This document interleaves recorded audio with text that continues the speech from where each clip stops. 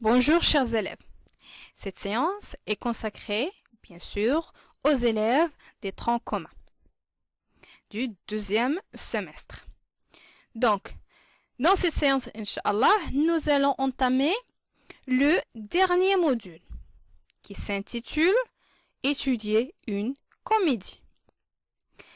Bien, alors l'œuvre programmée est Le bourgeois gentilhomme de Molière ou de l'écrivain français Molière ou plutôt du dramaturge français Molière. Bien. Il est à noter que cette vidéo, ou plutôt cette séance, cible 3 objectifs. Premier objectif, nous allons étudier un genre littéraire qui s'appelle le théâtre et plus précisément la comédie. Alors, qu'est-ce que cela implique? Cela implique que nous allons jeter un coup d'œil sur l'histoire du théâtre, ses origines, etc. Ensuite, nous allons voir qu'est-ce qu'un genre théâtral. Quelle est la différence entre la tragédie et la comédie? Puisque la tragédie est un genre théâtral et la comédie est un genre théâtral, quelle est la différence entre les deux?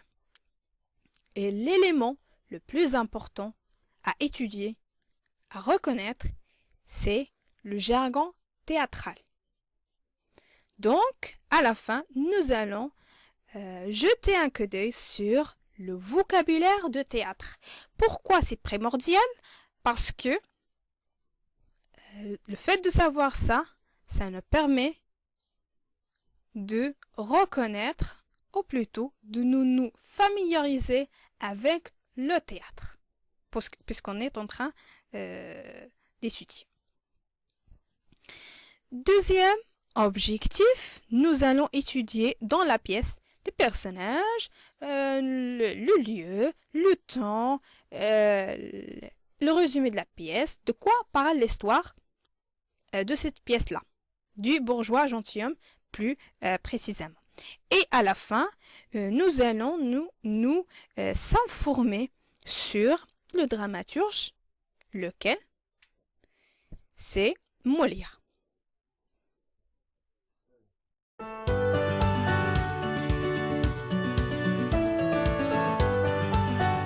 C'est quoi le théâtre? Alors, le théâtre est un art à deux volets. Pourquoi on dit que le théâtre est un art à deux volets? Pour une simple raison, parce que je peux voir la pièce de théâtre jouer sur scène, en tant que spectateur. Et en tant que lecteur, je peux la lire sur un livre. Autrement dit, la pièce de théâtre peut être jouée sur scène par des comédiens, comme elle peut être écrite sur un livre donné. Jetons maintenant un coup d'œil sur l'histoire du théâtre. Où il est né le théâtre et comment elle est née? Est-il né? Tout d'abord, au premier lieu, le théâtre elle est né en Grèce, et plus précisément au 5e siècle avant Jésus-Christ. Ça veut dire que ça remonte à l'Antiquité. Les origines du théâtre viennent de l'Antiquité. Bien. Alors, comment elle est née le théâtre? Comment elle est née? Donc, puisque le théâtre elle est né à la Grèce antique, alors, ça remonte à l'Antiquité, à l'époque de l'Antiquité, les citoyens de la Grèce, le peuple de la Grèce, ou la Grèce tout entière, croyait aux dieux, croyait à plusieurs dieux. Ils adoraient plusieurs dieux. Ça veut dire qu'ils adoraient par exemple, ou plutôt, ils ont le dieu de la pluie, le dieu du ciel, le dieu du soleil, le dieu de la terre, le dieu de la guerre, le dieu de la paix, le dieu du vin, le dieu de la beauté, le dieu de... etc. D'accord? Bien. Alors, comment est né le théâtre? Le théâtre naît grâce à la fête d'un dieu. Autrement dit, les Grecs, pour fêter le dieu du vin et de la création Dionysos, les Grecs faisaient une fête. Alors, dans la fête, ils faisaient quoi? Ils jouaient, ils faisaient des pièces de théâtre, donc c'est-à-dire ils jouaient des pièces de théâtre devant le peuple. Le spectateur, c'est le peuple. Et souvent, les pièces de théâtre jouées, c'était des tragédies. C'est-à-dire que la fin ou le dénouement se termine avec une fin malheureuse. L'un des personnages principaux mort. Le héros mort à la fin. Bien. Alors, c'était quoi? Donc, je répète, comment il est né le théâtre? Il est né grâce à la fête du dieu des vins et du vin et de la création Dionysos. Donc, pour fêter ça, il jouait des pièces de théâtre devant le peuple. Et ces pièces de théâtre c'était se forme des tragédies et non pas des comédies. Pourquoi des tragédies? Parce qu'ils avaient un rôle religieux et un rôle éducatif. Voilà. Pourquoi un rôle religieux et éducatif? Pour une simple raison. Parce que la pièce de théâtre, puisqu'elle était une tragédie, se termine à la fin avec la mort de l'un des personnages. La pièce de théâtre se forme. Oh bon. Écoutez, imaginez que moi je suis un citoyen de la Grèce antique. Et je suis en train maintenant de regarder une pièce de théâtre et il vient de se dénouer. Il vient de se dénouer, pardon. Donc, alors, qu'est-ce que je vais comprendre, moi? J'ai compris qu'il s'agit d'une tragédie.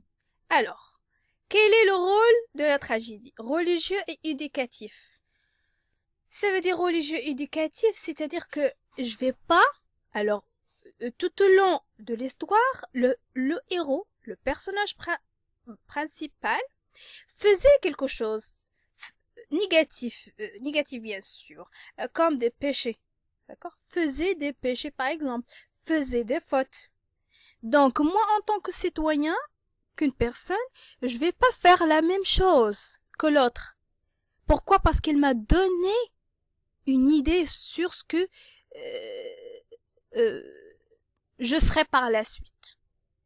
C'est-à-dire, peut-être que je serai méprisée par la société, en tant qu'une fille, ou en tant qu'homme aussi. Pourquoi pas? Méprisée par la société, ou mourir à la fin. Vous voyez? Donc, il avait un rôle religieux. Pourquoi? Parce que la pièce de théâtre, il est destiné au peuple et il est destiné à la personne comme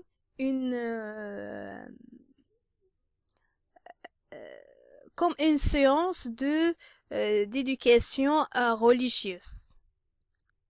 Par exemple, c'est comme chez nous, les musulmans, un imam qui prêche. Si je regarde par exemple sur la télé un imam qui prêche, alors bien sûr que je vais ou plutôt quel est le rôle de ce programme-là télévisé. Son rôle c'est religieux et surtout éducatif. Ensuite, qu'est-ce qu'un genre théâtral?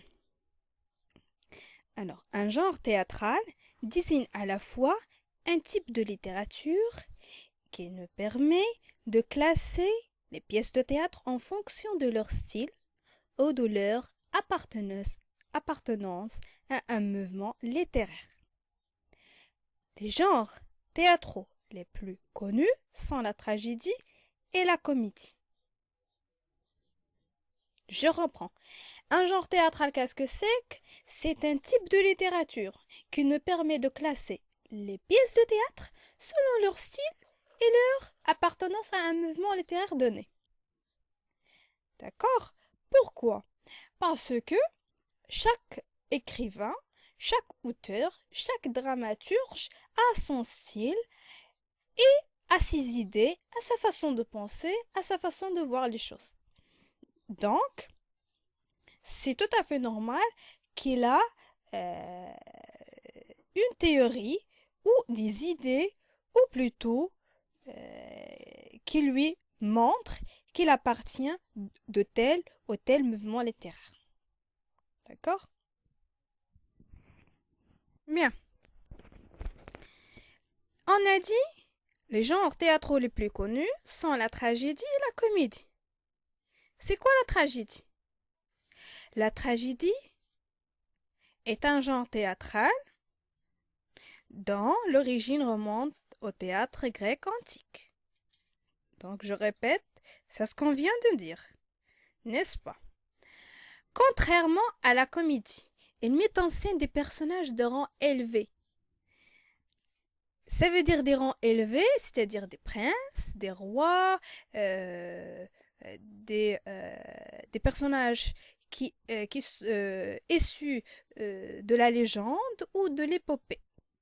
La légende et l'épopée, ce sont quoi? Ce sont les histoires ou les héros des histoires des générations.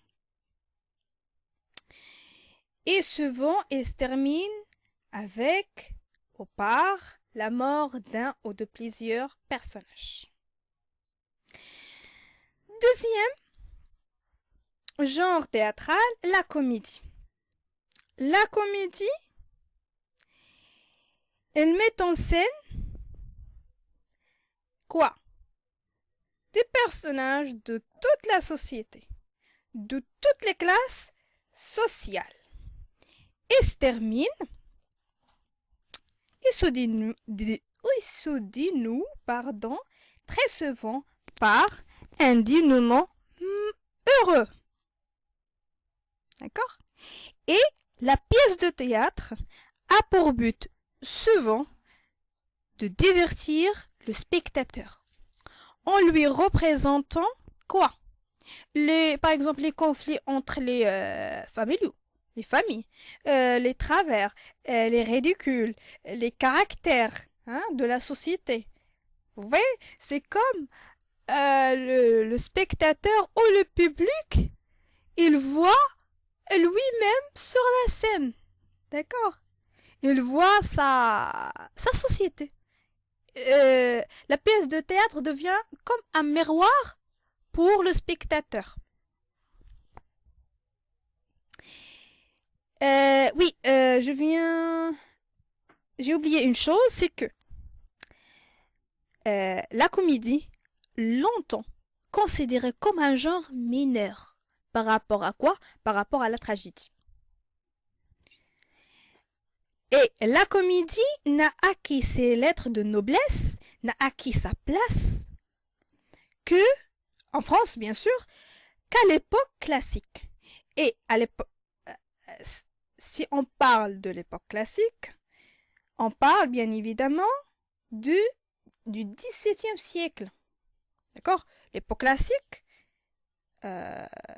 renvoie au XVIIe siècle. Grâce notamment à qui? À des auteurs comme Corneille et plus particulièrement Molière. Pourquoi Molière? Molière, c'était le roi de ce genre-là théâtral.